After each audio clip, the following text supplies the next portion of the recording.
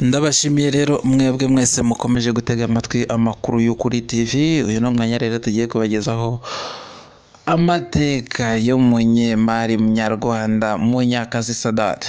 Munyakazi Sadat wakwibaza uti urugendo rwe rwo kugira ngo agere ku mafaranga byagenze bite? Ese amafaranga afite yayakuye he? Kuki azwiho inote nyinshi zaturutse? Urasabwa kudukurikira. Icyo ngusaba banza ukore subscribe aho ngaho maze dukomezanye mu kumenya umutungo ndetse inzira ndende yo kugira ngo umukire nyarwanda Munyakazi Sadat umenye aho yakuye amafaranga ye afite kuri uyu munsi. Ubu ngubu akaba abarirwa mu bamiliyoneri bari muri iki gihugu. Reka tugende rero. Munyakazi Sadat wewe rero ku giti cye arivugira ko we mu rugendo rwe ataragera aho yumva ko yitwa umukire, kuko wewe arumva akiri ku rwego rwo hasi cyane, kuko arumva nta kintu wewe arabona mu bintu byose abantu bamuvuga ko afite. Wewe abona ko ntaharagera kuko nta kintu arabona. Uyu mushoramari wo ku mbuga nkoranyambaga rero Munyakazi Sadat, nubwo avuga ko ntacyo arayigezaho cyangwa se nta kintu arabona mu bijyanye n'amafaranga, wewe agaragaza ko iyo akurikije amaso inyuma avuga ko hari aho yavuye hari n'aho ageze, nubwo hadashimishije mu ntambwe agomba gutera. Aravuga ko ari nko intambwe ya mbere mu zo agomba gutera. Uyu Munyakazi Sadat rero ahereye ku kintu cyitwa kubyaza amahirwe ikintu cyangwa se ahantu uri, aravuga ko yabonye amafaranga agera kuri miliyoni 24 z'amafaranga y'u Rwanda azikuye mu gutubura imbuto z'imyumbati. Yagize ati ngewe mu mwaka w'2003 namanutse abantu bita mu Mayaga Inongwe, aho ni mu karere. Ati ngewe rero ubwo ikigo cya RAB cyari gikeneye uburyo gituburamo imbuto z'imyumbati zikarwa kiri mu gihe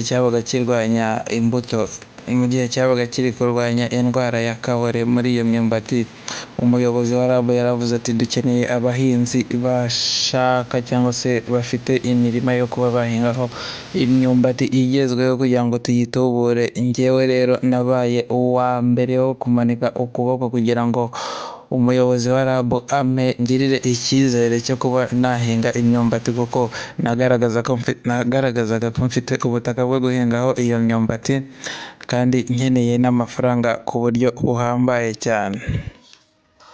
Aho hantu rero mu Mayaga si ukuvuga ko ari njye wari ufite amahirwe yo kuba natubura imyumbati njyenyine, kuko si njye wari ufite ubutaka bunini, kuko hariya mu Mayaga hari abantu benshi bafite imirima minini kandi yera imbuto y'imyumbati. Ibyo rero nabyita nko kwigirira icyizere, kandi ko iyo umuntu ashaka amafaranga ntaho adahigira. Ubwo ibyo byose nabikoraga ndi manager w'ikigo cy'imari. Yakomeje agira ati rero buriya amahirwe y'umuntu baragendana, kuko ayo makuru RAB yari iduhaye hari uwayafashe minenenge akagenda akiryamira, ariko ngewe ubwanjye nahise mvuga ati nimuzane iyo mbuto y'imyumbati vuba ntangire mpinge.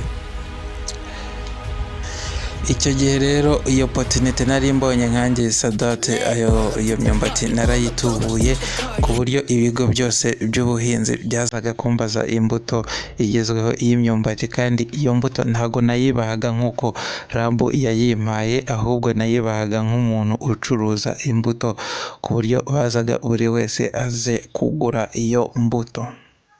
Ati ngewe rero Sadat urumva ko n'ubuhinzi narabugerageje.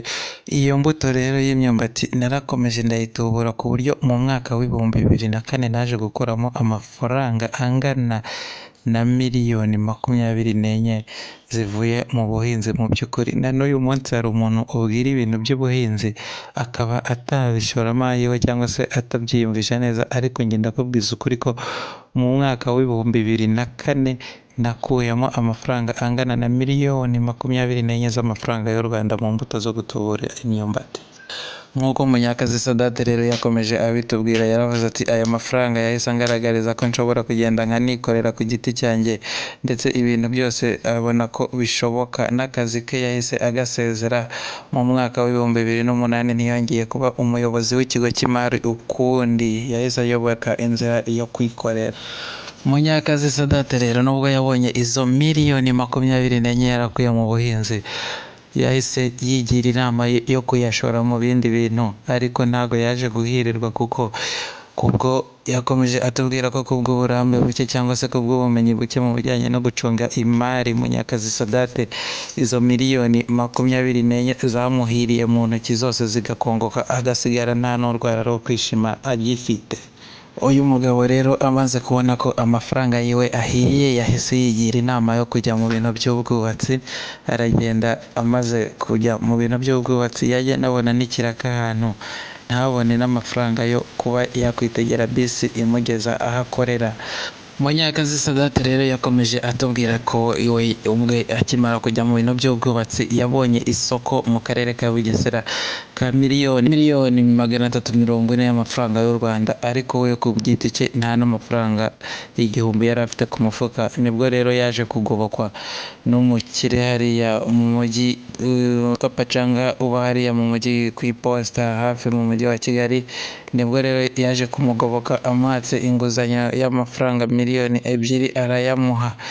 Nuko rero awe yahise agenda ajya mu karere ka Bugesera gukora cyangwa se gushyira mu bikorwa ibyo yari amaze gusinyana nabo yagombaga kubakira ayo magorofa hariya mu karere ka Bugesera. Byavuye ko rero byasaga naho bigoranye ko wajya gukoresha isoko rya miliyoni 340 ufite amafaranga miliyoni 2 ku mufuka byonyine. Kata rero yakoresheje yatubwiye ko yajyaga atumiza ibikoresho ku ishansiye, akabatumira umuntu urabizana akamubwira ko aramuha amafaranga ahageze. Nuko rero nibwo yamanutse aragenda hariya mu karere ka Bugesera aho bita kuri Centre Karitire y'Abasilamu, akaba yaragombaga kujya ku ishansiye kandi akabera hose icyarimwe naho agomba kurangura ibikoresho, kuko ibikoresho byo ntabwo yirirwaga ajya kubireba aho babimugemurira, kuko yahamagazaga imicanga, amasima, amaferabeto n'ibiki, nta kintu na kimwe afite. Kandi icyo yashakaga nuko wewe Kata yakoreshaga nuko yaremagamo abantu icyizere, cyangwa se abo bamugemuraga ibikoresho akabaremamo icyizere cy'uko azabishyura bidatinze. Munyakazi Sadate rero twakomeje tuganira, aratubwira ati wewe inama yagira abantu cyangwa se aho wakura igishoro cyo kuba watangiza business. Yaratubwiye ati ibintu ubundi njya mbwira abantu ibishoro bibaho mu buzima ni ibishoro 4. Igishoro cya mbere ni ukuba ufite ubuzima. Yaratubwiye ati igishoro cya mbere ni ukuba ufite ubuzima. Ubuzima nicyo gishoro cya mbere, kuko nta kintu na kimwe ushobora gukora udafite ubuzima, nta kintu ushobora kugeraho udafite ubuzima, kuko iyo umuntu yapfuye igishoro cye kiba kirangiriye aho ngaho, n'ibyo yateganyaga gukora cyangwa se n'ibyo yapangaga gukora byose nabyo iyo mishinga ibihagariye aho. Igishoro cya kabiri ni igihugu. Udafite igihugu ntaho waba ubarizwa, kandi udafite igihugu gitanga amahirwe nabwo n'ubundi ntacyo waba uri cyo, nta n'icyo wazigezaho.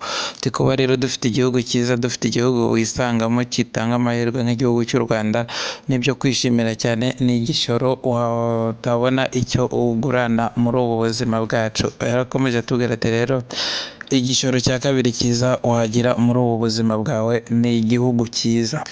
Yakomeje agira ati rero igishoro cya gatatu njya mbwira abantu, igishoro cya gatatu ni wowe ubwawe, umuhate ufite, ubushake ufite bwo kuba ushaka kugira aho uva n'aho ugera. Icyo ni cyo gishoro cya gatatu nakubwira ufasha kugera ku bintu byawe, cyangwa se cyagufasha kugera ku ntego zawe. Ubwo rero mu gihe cyose ufite ubushake bwo kugira aho uva n'aho ugera, icyo ni igishoro gihambaye cyane udashobora kubona ahandi. Yarakomeje rero aratubwira ati igishoro cya kane njya nkunda kubwira abantu ni ubunyangamugayo, cyangwa se kugirirwa icyizere n'abantu. Iyo wubatse ubunyangamugayo mu bantu bakakugirira icyizere, nabwo bigira inyungu nyinshi cyane mu buzima bwa buri munsi. Hari byinshi yakomeje atubwira ati iyo abantu benshi baganye inzira y'ubucuruzi bashinze nka botike cyangwa se bagiye gucuruza ibintu runaka, usanga ahanini abantu babafata nk'ibisambo, cyangwa se nabo ubwabo bivugira ko utibye utakira, cyangwa se umucuruzi atibye atakunguka. Usanga aribwo ubunyangamugayo butakaye, ugasanga umuntu ari kwitera cyangwa se ari kwicira ejo hazaza, cyangwa se n'abakiriya biwe ugasanga ari kugenda abikuraho bitewe no kubura ubunyangamugayo. niho rero yahise atubwira ati iyo wubatse ubucuruzi bushingiye ku busambo, inda nini, ubuhemu n'ibindi nk'ibyo, ntushobora kuramba, ubucuruzi bwawe ntabwo bushobora kumara igihe kirekire. Ati rero niyo mpamvu ujya wumva abantu benshi b'abacuruzi cyangwa se abantu bikorera ku giti cyabo barangwa n'ubusahiranda, barangwa no kuba ari abajura cyangwa se kuba ari ba rusahurira mu nduru. Ibyo byose rero ntabwo bishobora gutuma umuntu aramba muri bizinesi yiwe, n'ahandi usanga bizinesi itangiye none ejo ikaba yarangiye. Ibyo ngibyo rero nibyo yagereranyije nk'uko umuhanzi ashobora gusohora indirimbo ikajya kuri hit mu gihe cy'amezi makeya cyangwa se mu gihe cy'umwaka umwe, iyo ndirimbo ukaba wayiburira irengero, ariko hakaba habaho n'umuhanzi usohora indirimbo ikaba iy'ibihe byose ku buryo umuntu wese no mu gihe kizaza usanga akiyiyumvamo cyangwa se akiyikunda. Mwakoze rero kudukurikira mu makuru yo kuri TV. Hano twabagezagaho icyegeranyo cyose cy'umugabo Sadat, umushoramari wo ku mbuga nkoranyambaga uzwi hano mu Rwanda. Ni umukire pe, ni umukire nubwo avuga ko wewe ari kuri step ya mbere, ariko ni umukire bigaragarira amaso. Mwakoze cyane gukurikirana amakuru yo kuri TV. Tubashishikariza gukora subscribe, share na comment kugira ngo dukomeze kubana mu bindi biganiro.